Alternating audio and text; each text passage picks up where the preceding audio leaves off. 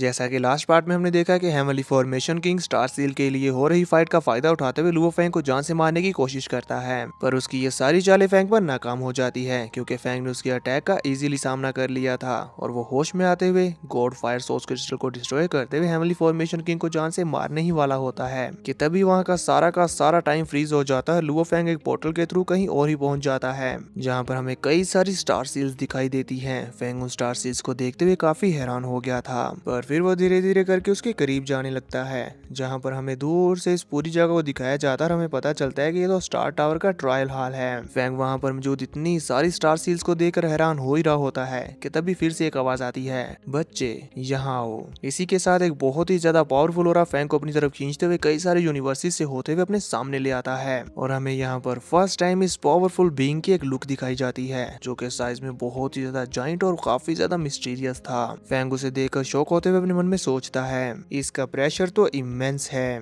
पानी की तरह जेंटल लेकिन फिर भी बाउंडलेस। इसके सामने तो कोई भी ना चाहते हुए भी खुद को सबमिट कर दे। लगता है ये वही पावर है जो मुझे यहाँ तक खींच लाई। इसका ऑरा तो वनरेबल, फायर इरोजन और बाकी सभी से कहीं ज्यादा स्ट्रॉन्गर है। ये इवन मेरे मास्टर क्योसिटी लॉर्ड के साथ भी सिमिलर है। क्या ऐसा हो सकता है कि ये यूनिवर्स मास्टर के जैसा एक सुप्रीम बीइंग हो? फेंग यहाँ ये सब कुछ सोच रहा होता है जबकि हम देखते हैं कि वो मिस्टीरियस पर्सन अपने हाथों के अंदर स्टार सील्स के साथ खेल रहा था जैसे कि ये उसके लिए कोई खिलौना हो, जो देखकर फेंग और भी ज्यादा हैरान हो रहा होता है। तभी उस मिस्टीरियस पर्सन की आवाज आती है और वो कहता है, थर्ड कैंडिडेट, मैं यहाँ 820 मिलियन सालों से तुम्हारा इंतजार कर रहा हूँ। और फिर हमें इस मिस्टीरियस पर्सन की पूरी लुक दिखाई जाती है और इसके साथ इंट्रोड्यूस करते हुए बताया जाता है कि इसका नेम है पुती। उस पर्सन की ये बात सुनकर लुओ फेंग अपने मन में सोचता है, मुझे तो लगा था कि स्टार टावर का कोई भी ओनर नहीं है, तो फिर आखिर ये कौन है और मुझे यहाँ पर क्यों लेकर आया है और इस थर्ड कैंडिडेट का क्या मतलब है? फेंग को यूं सोच में पड़ा हुआ देखकर मास्टर पुती समझ जाते हैं और वो फेंग से कहते हैं, ऐसा लगता है कि अभी इस वक्त तुम्हारे पास बहुत सारे सवाल हैं जिनके तुम जवाब जानना चाहते हो। इस पर फेंग उन्हें रिस्पेक्टफुली ग्रीट करते हुए कहता है, प्लीज सीनियर मुझे इनलाइटन करें। यानी कि फेंग यहाँ पर हो रही चीजों के बारे में और जानना चाहता है। इस पर मास्टर फेंग के साथ खुद को इंट्रोड्यूस करते हुए बताते हैं, मेरा नेम है पुती,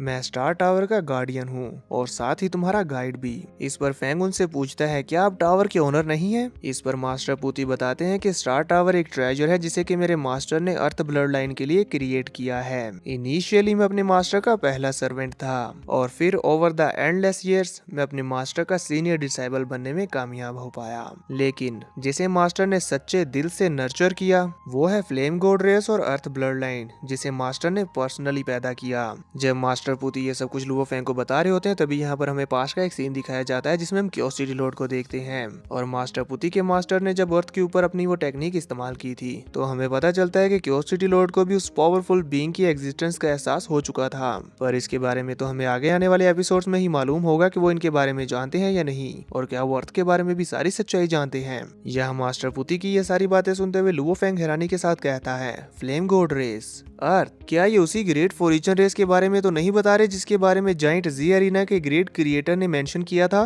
तभी मास्टर पुती आगे बताते हैं कि मेरे मास्टर ने एक बार ह्यूमैनिटी की एक ऐसी ब्रांच को सिलेक्ट करके गाइड करने और डेवलप करने के बारे में बहुत ज्यादा सोचा और इमेंस एफर्ट्स लगाए थे जिसके चलते उन्होंने फ्लेम गॉड रेस को क्रिएट किया जो कि नेचुरली गिफ्टेड और फॉर्मिडेबल टैलेंट रखती है। उनमें से सबसे स्ट्रॉन्गेस्ट वॉरियर मेरे मास्टर का सेकंड डिसाइबल बना और फिर उसने इंडिपेंडेंट होने के लिए अपने सबॉर्डिनेट्स को लीड करते हुए पूरे यूनिवर्स पर रूल करना शुरू कर दिया। जब मास्टर पुती ये सब कुछ बता रहे होते हैं तो हमें ये सारा नजारा विजुअल्स के थ्रू भी प्रेजेंट करके दिखाया जा रहा होता है। तभी वो आगे कहते हैं, हालांकि फ्लेम गॉड रेस को एक मास्टरपीस कंसीडर्ड किया जा सकता है पर फिर भी मेरे मास्टर इससे फुली सेटिस्फाइड नहीं थे, सो इसीलिए उन्होंने एक्सप्लोरेशन और अपनी रिसर्च का सफर जारी रखा और फिर फाइनली अर्थ ब्लड लाइन को उसकी प्योर सोल के साथ क्रिएट करने में कामयाब हो पाए। अभी इस वक्त तुम लोग उस जगह को अर्थ कहते हो, इसीलिए मैं भी अर्थ कह रहा हूँ। हालांकि डिफरेंट एराज में इसके डिफरेंट डिफरेंट नेम रहे हैं। फर्स्ट कैंडिडेट के टाइम उस जगह को कहा जाता था माउंटेन सी वर्ल्ड और फिर सेकंड कैंडिडेट के टाइम उस जगह को कहा जाता था ओरिजिन स्टार और इस वक्त उसे अर्थ के नाम से जाना जाता है। तुम लोगों की सोल तो बहुत ही ज्यादा प्योर है लेकिन तुम्हारी फिजिकल स्ट्रेंथ अभी भी नाकाफी थी, इसीलिए मास्टर ने स्पेशली तुम्हारे लिए एक सीक्रेट जेनेटिक इनहेंसमेंट मेथड बनाया जिसे 9th रिवॉल्यूशन सीक्रेट मैनुअल कहा जाता है। लेकिन ये सीक्रेट टेक्निक बहुत ही हेवन डिफाइंग थी, चाहे मास्टर इसे रिकॉर्ड करने की कोशिश कर लेते या किसी को सिखा भी देते फिर भी ये ऑटोमेटिकली यूनिवर्स के लॉस के थ्रू खत्म हो जाती जब तक के मास्टर ने स्काई सोल क्रिस्टल को नहीं ढूंढ लिया। लिया जिसके अंदर एक्स्ट्रॉर्डिनरी पावर्स थी और फिर उन्होंने इसके ऊपर वो टेक्निक्स लिख दी। मास्टर पुती की ये बातें सुनते साथ साथ लुओ फेंग अपने मन में सोचता है, ये स्काई सोल क्रिस्टल जरूर वही ब्लैक मेटल प्लेट होगी। शायद यही वजह है कि मैं बार बार इनकी तरफ से वो आवाजें फील कर पा रहा था, क्योंकि हम दोनों सेम ओरिजिन शेयर करते हैं। फेंग ये सोच रहा होता है कि तभी मास्टर पुती फेंग से कहते हैं, तुम अभी अर्थ की ब्लड लाइन में से सबसे ज्यादा स्ट्रॉन्गेस्ट हो और तुमने स्काई सोल क्रिस्टल के ट्रायल को पास करते हुए उसके सीक्रेट मैनुअल को भी सीख लिया है और अब सिर्फ उसका आखिरी लाइफ एंड डेथ पाथ बाकी बचा है। उनकी ये बात सुनकर फेंग भी खड़ा होता हुआ फौरन से कहता है, life and death path? Master पुती बताते हैं कि स्टार टावर को यूनिवर्स के सुप्रीम ट्रेजर्स में से एक समझा जाता है। इसकी क्रिएशन के टाइम ये यूनिवर्स की प्राइमोर्डियल लाइट के साथ फ्यूज्ड हो गया, जिसके चलते इसने अपनी खुद की एक हल्की सी कॉन्शियसनेस गेन कर ली और इसी के चलते अब इसका अपने मास्टर को चूज करने का सिलेक्शन प्रोसेस एक्सट्रीमली स्ट्रिक्ट है। पर अगर तुम इसमें कामयाब हो जाते हो तो तुम मास्टर के थर्ड डिसाइबल बन जाओगे, लेकिन अगर फेल हो गए तो हो सकता है कि तुम्हारी सोल पूरी तरह से शैटर्ड हो जाए या फिर तुम मारे जाओ। और इवन अगर तुम्हें रीजरेक्ट भी कर लिया जाए फिर भी तुम 9th रिवॉल्यूशन सीक्रेट मैनुअल के बारे में सब कुछ भूल जाओगे। तुम्हारा जेनेटिक लेवल तुम्हारी ओरिजिनल स्टेट में वापस चला जाएगा और तुम्हारा ये जनरल आर्मर और किंग आर्मर तुम्हारे किसी भी काम का नहीं रहेगा। क्या तुम इस लाइफ एंड डेथ ट्रायल को एक्सेप्ट करने के लिए तैयार हो? मास्टर पुती से ये सारी इन्फॉर्मेशन जान लेने के बाद लुओ फेंग सोचने लगता है, अगर मैं ये सब कुछ खो दूं तो मुझे डर है कि मैं एक ऑर्डिनरी टैलेंटेड इंडिविजुअल के साथ भी मैच नहीं कर पाऊंगा, लेकिन अगर मैं इस वजह से हेजिटेट करूं तो इसका मतलब ये है कि मैं एक अल्टीमेट पाथ को खो दूंगा और ऐसा मैं होने नहीं दे सकता। मैं किसी भी हाल में आगे बढ़ूंगा। इतना सोचने के बाद फिर फेंग आगे बढ़ जाता है, जो देखकर मास्टर पुती स्टार सील्स के अंदर से ऑरा इकट्ठा करते हुए एक छोटी सी एनर्जी बॉल बना लेते हैं और फिर फेंग से कहते हैं, बहुत खूब। ओनरशिप रिकॉग्निशन का ये टेस्ट सबसे ज्यादा हार्ट और डिटर्मिनेशन पर रिलाई करता है। एक बार जब ये शुरू हो गया तो इसे कुछ भी नहीं रोक सकता। और फिर इसके बाद मास्टर पुती फेंग को उससे पहले आए हुए दोनों कैंडिडेट्स के बारे में विजुअल्स दिखाते हुए उससे कहते हैं, तुमसे पहले जो 2 कैंडिडेट्स आए थे वो इसे हासिल करने के लिए 2600 ईयर्स और 3300 ईयर्स तक मेहनत करते रहे, बट अनफॉर्चुनेटली वो दोनों ही सर्वाइव नहीं कर पाए। इतना बताने के बाद फिर मास्टर पुती लुओ फेंग के इस ट्रायल को स्टार्ट कर देते हैं और अपने हाथ में बनाई उस एनर्जी बॉल को लुओ फेंग के स्पिरिचुअल वर्ल्ड में भेज देते हैं, जहां अब जैसे ही फेंग इस एनर्जी को फील करना शुरू करता है तो उसे यूनिवर्स की और भी ज्यादा डीप अंडरस्टैंडिंग होना शुरू हो गई थी।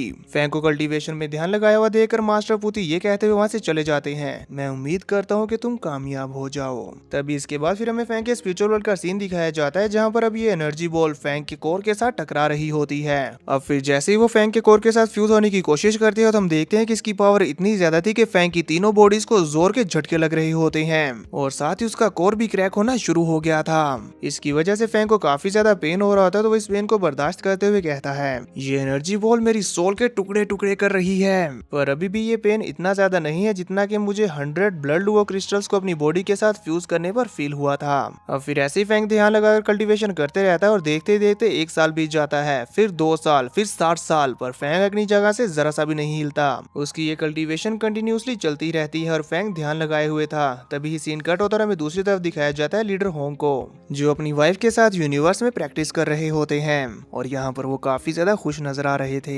इसके बाद फिर हम काफी लंबे समय के बाद वॉरियर ली शान को देखते हैं और वो भी अपनी स्ट्रेंथ को बढ़ाने के लिए जोरों शोरों से कल्टीवेशन करने में लगे हुए थे। और यहाँ हमें उनकी पावर्स का एक नमूना भी देखने को मिलता है, जिसमें उन्होंने अपनी इलेक्ट्रिक पावर्स का इस्तेमाल करते हुए कई सारे प्लैनेट्स को डिस्ट्रॉय कर दिया था, जिससे हमें ये मालूम हो जाता है कि वॉरियर ली शान भी एक बहुत पावरफुल फिगर बन चुके हैं। आगे आने वाले एपिसोड्स में हमें वॉरियर ली शान की भी पावरफुल वॉरियर्स के साथ फाइट देखने को मिलने वाली है। इसी के साथ सीन कट और हम देखते हैं फेंग को, जिसको कि बहुत ही ज्यादा पेन हो रहा होता है और इवन उसके मुंह से ब्लीडिंग भी होने लगी थी और वो कहता है, डैम इट, ये सोल पेन तो और भी ज्यादा बढ़ता जा रहा है, इवन ये पहले से भी ज्यादा है। आगे आने वाले थाउजेंड्स ऑफ ईयर्स तक मैं डेफिनेटली इसे अपने दांत पीसते हुए तो बर्दाश्त नहीं कर सकता। बेहतर होगा अगर मैं अपना ध्यान भटकाने के लिए बीस्ट गो स्टैचू को भी साथ साथ स्टडी करता रहूं, ताकि मैं अपने माइंड को स्टेबलाइज रख सकूं।